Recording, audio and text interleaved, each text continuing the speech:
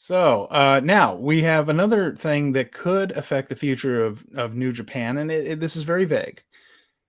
We talk about reading tea leaves on this show. Hmm. Minoru Suzuki. Now, he had a interesting Instagram post a few days ago, and I could be reading too much into this. I'll admit this.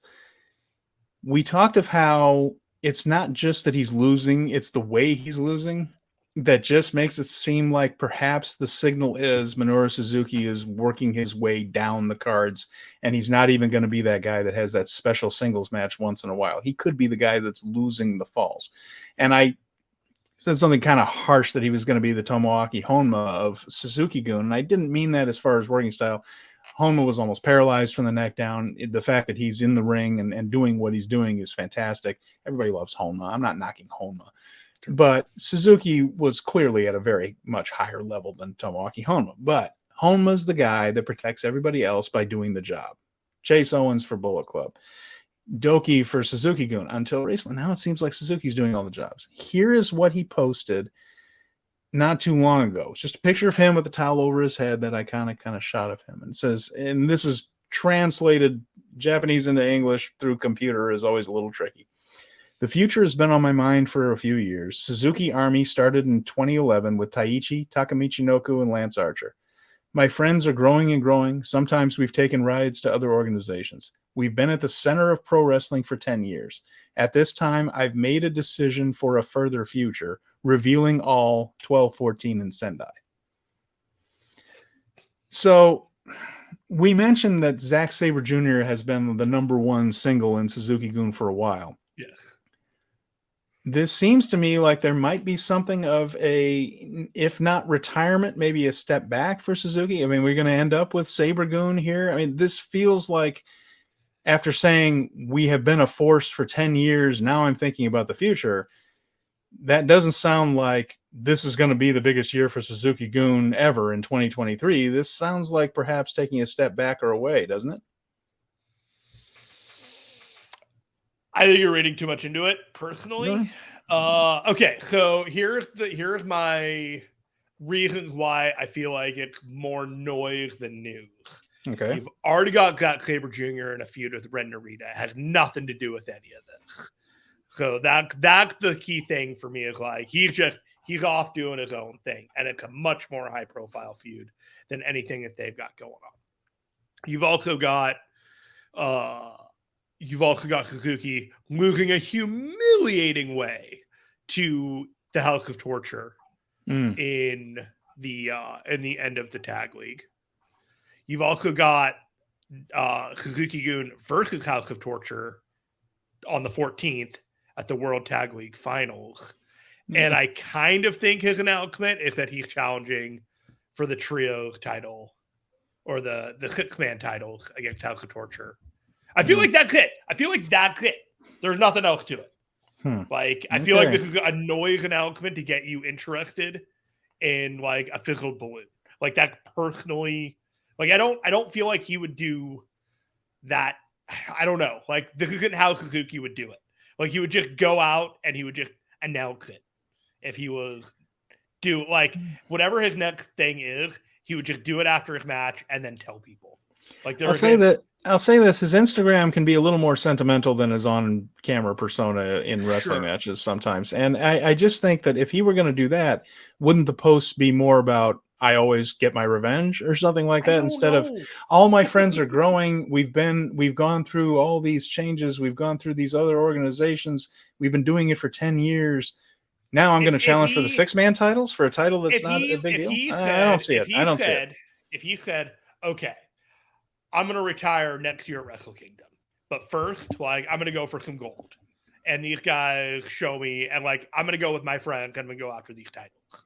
So if he got Lance Archer and Taichi, and they challenge House of Torture at Wrestle Kingdom, so he got whatever, and then he goes on a retirement tour for a year, like the way Muta has been doing, or anything like that, would that feel like that hit all the buttons?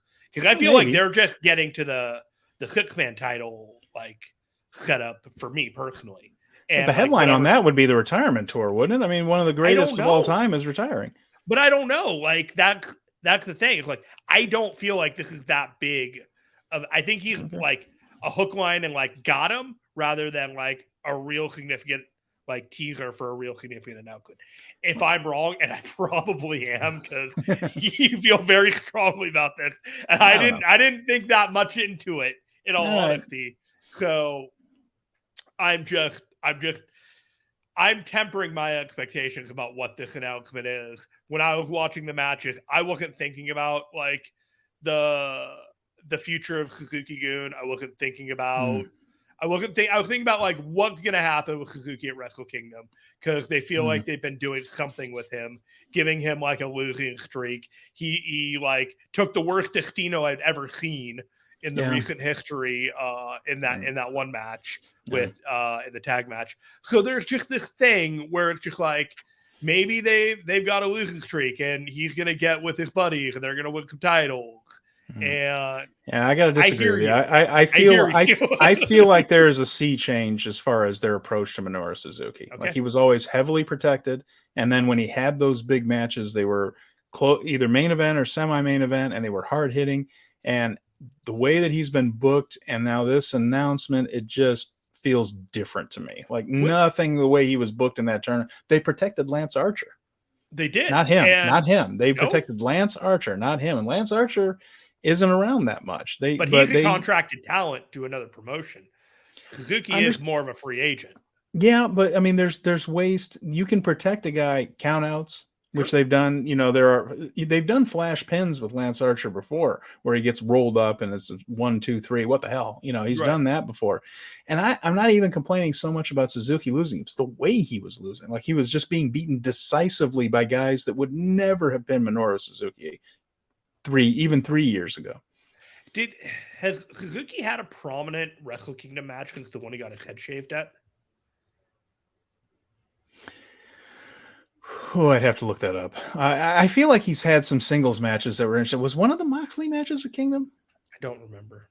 I might be thinking of a different pay-per-view. But when we talk about that was almost 5 years ago. Like that match where he had like what I remember is his last prominent Wrestle Kingdom match was like 4 or 5 years ago. And so this progression down the card has been quiet but substantial for some time. Like, and again, that's why that Instagram post stood out to me, because if this was just kind of the slow trajectory for him, there's no need to write this whole thing that I'm making a big announcement on the 14th. We'll say I could be totally wrong, that we could be going next week. Well, that was a big nothing.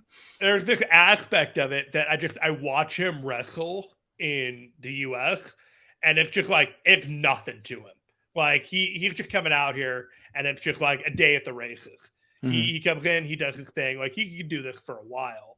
So I don't see why he would do like a hanging up. But if it's like move out of the stable, that kind of thing, sure, that's entirely possible. But the Sabre part of it, I have removed the equation, because he's got the Ren Narita thing, and I feel like that's going to be going in Ren Narita's favor, but you know what I mean? So I don't really want to highlight Zack Sabre Jr. if he's about to lose a title match. So also, on the other side of the Sabre-gun thing, I'm going to poke a hole in my own argument on that one, is that he's not even on this show tomorrow. Zach isn't. So if you're going to just say I'm going to turn the reins over to Sabre-gun, you would have him there to do so, you know. So it could be just as simple as, you know, we've had our 10-year run and now we're going to go our own ways. And, you know, like I'm still the meanest son of a gun in the world, but I'm going to do it on my own. And I think my guys have grown up enough that they can do it on their own too. And then they kind of filter out.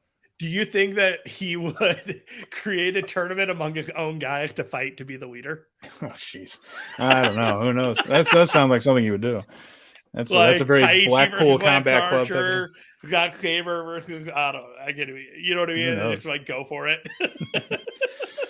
We'll see what happens. So anyway, that's what Suzuki's thing is, and that could be Steven just reading too much into things. I think it's more noise than news. You think it's much more news than noise, and we shall see how that plays out next week.